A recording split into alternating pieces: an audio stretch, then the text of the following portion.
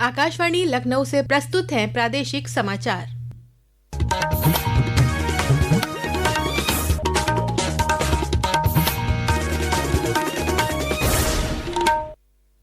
मुख्य समाचार। मुख्यमंत्री योगी आदित्यनाथ ने आज उत्तर प्रदेश फार्मा कॉन्क्लेव के पहले संस्करण का किया शुभारंभ। कहा, यूपी बनेगा फार्मास्यूटिकल, मैन्युफैक्चरिंग और नवाचार का अग्रणी केंद्र। केंद्रीय स्वास्थ्य मंत्री जेपी नड्डा ने वर्चुअल संबोधन में कहा, विकासोन्मुखी अभियानों से देश में स्वास्थ्य सुविधाओं का हुआ अभूतपूर्व विस्तार। भारतीय जनता पार्टी के प्रदेश अध्यक्ष पंकज चौधरी ने लखनऊ में की प्रेस वार्ता। कहा, विकसित और आत्मनिर्भर भारत का विजन डॉक्यूमेंट है केंद्रीय बजट।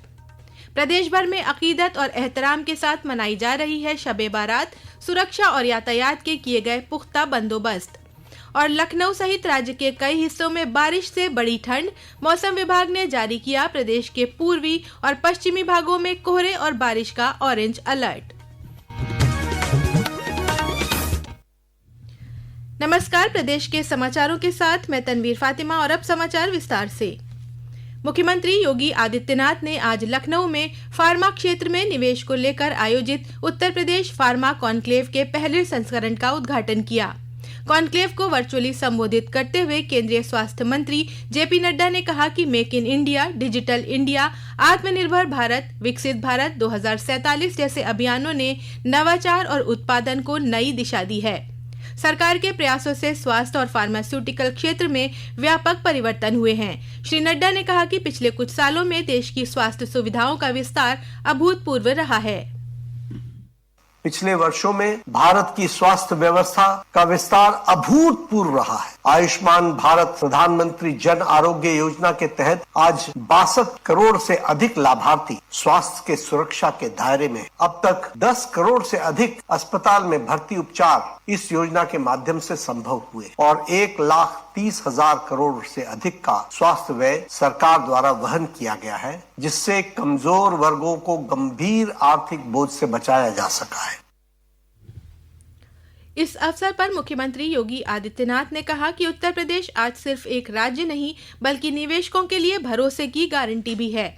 उन्होंने कहा कि राज्य सरकार सभी निवेशक और उद्यमियों को सेफ्टी, स्टेबिलिटी और स्पीड की पूरी गारंटी देती है।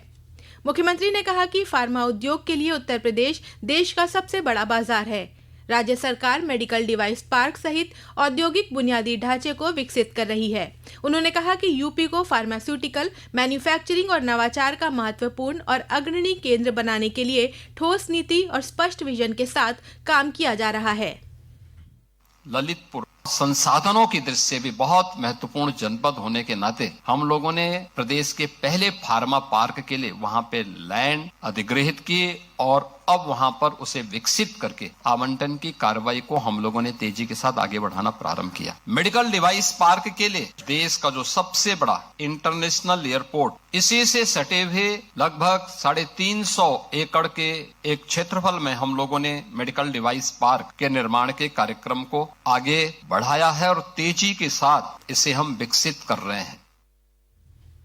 भारतीय जनता पार्टी के प्रदेश अध्यक्ष और केंद्रीय वित्त राज्य मंत्री पंकज चौधरी ने कहा है कि मौजूदा केंद्रीय बजट सिर्फ आंकड़ों का संकलन नहीं बल्कि प्रधानमंत्री नरेंद्र मोदी के नेतृत्व में विकसित और आत्मनिर्भर भारत के लक्ष्य को हासिल करने का विजन डॉक्यूमेंट है। श्री पंकज ने आज लखनऊ में आयोजित पत्रकार वार्ता में कहा कि पिछले 11 वर्षों में केंद्र सरकार ने जन सुविधाओं, नवाचार, आर्थिक बढ़ोतरी, रोजगार सृजन और समावेशी विकास पर लगातार फोकस किया है। वहीं बजट में उत्तर प्रदेश के विकास पर भी ध्यान दिया गया है।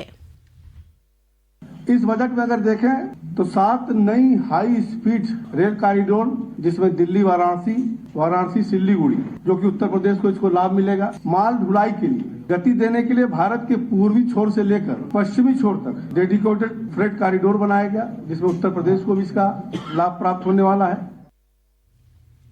केंद्रीय वित्त मंत्री निर्मला सीतारमण ने कहा कि विकसित भारत युवा नेता संवाद 2026 के दौरान साझा किए गए विचारों ने बजट में कई प्रस्तावों को प्रेरित किया है। इस संवाद में लखनऊ के जयवर्धन गोयल और कानपुर की कीर्ति शुक्ला के विचारों को भी शामिल किया गया है। लखनऊ के जयवर्धन गोयल ने इस बात पर प्रसन्नता व्यक्त की।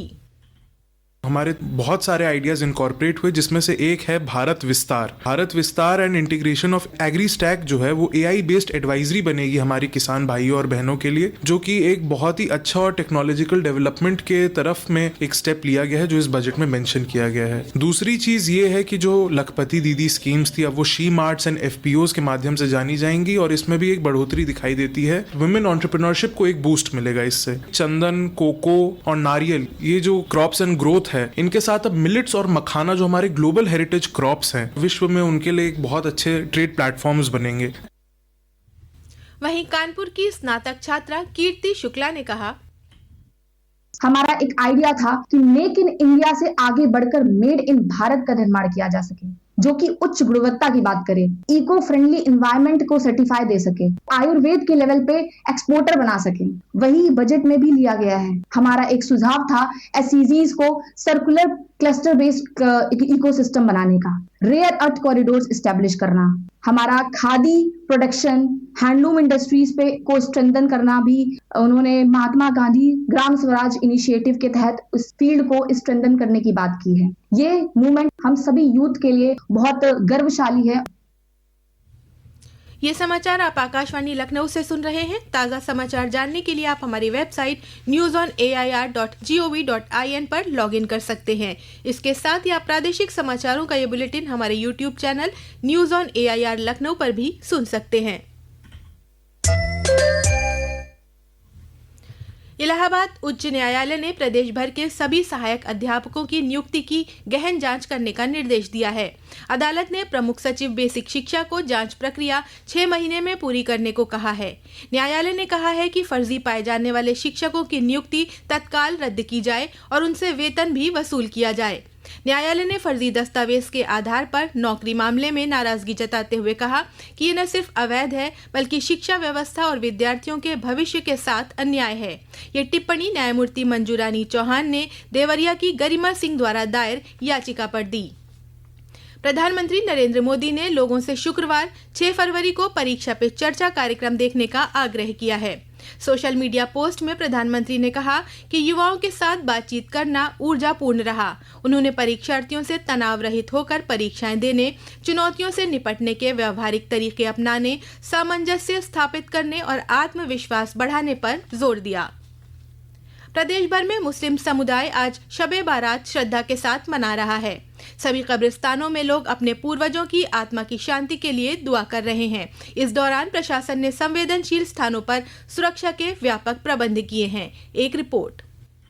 शब-ए बारात के मौके पर आज मुस्लिम समुदाय के लोग कब्रिस्तानों में अपने पूर्वजों की कब्रों पर जाकर उनकी बख्शिश की दुआ कर रहे हैं। इस दौरान रात भर मस्जिदों और घरों में इबादत का सिलसिला जारी रहेगा। वहीं शिया समुदाय इमाम ज़माना की पैदाइश का जश्न मना रहा है। लखनऊ में आधी रात के बाद बजरा गोमती नदी में शाही पक्का पुल के पास आएगा और लोग इमाम ज़माना की पैदाइश पर नजर दिलाएंगे। भीड़ के मद्देनजर ऐशबाग कब्रिस्तान, पक्का पुल, टीले वाली मस्जिद, दरिया वाली मस्जिद और सीतापुर रोड स्थित गार वाली करबला के आसपास ट्रैफिक डाइवर्जन आज शाम 5 बजे से लागू कर दिया गया है, जो कि कल सुबह तक जारी रहेगा। संवेदनशील स्थानों पर प्रशासन द्वारा सुरक्षा के व्यापक प्रबंध किए गए हैं। मुमताज अली, आकाशवाणी समाचार, लखनऊ।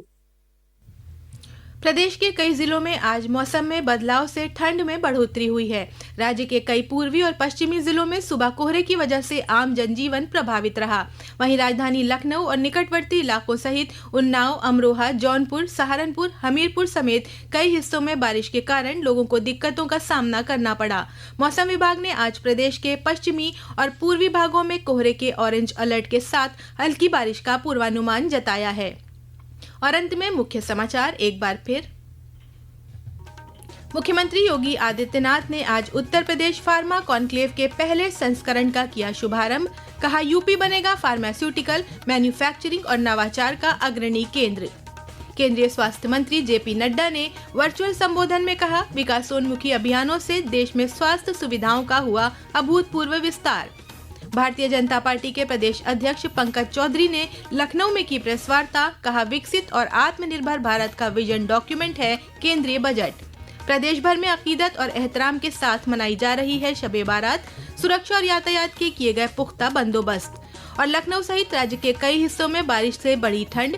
मौसम विभाग ने जारी किया प्रदेश के पूर्वी और पश्चिमी भागों में कोहरे और बारिश का ऑरेंज अलर्ट। समाचारों का ये बुलेटिन समाप्त हुआ। अगला बुलेटिन रात 8 बजे FM पर प्रसारित किया जाएगा।